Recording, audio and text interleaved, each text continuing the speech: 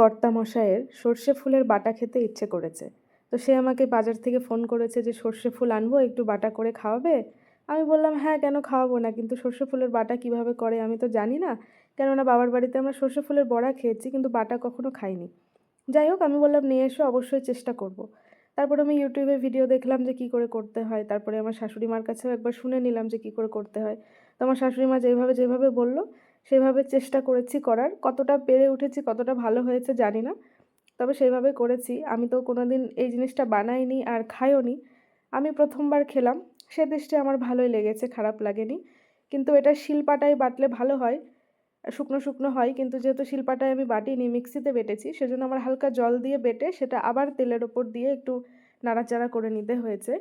কিন্তু ১ম বার দৃষ্টে আমার ভালো লেগেছে খেতে। খুব একটা খারাপ লাগেনি আর আমার হাসব্যান্ডও খুশি হয়ে গেল।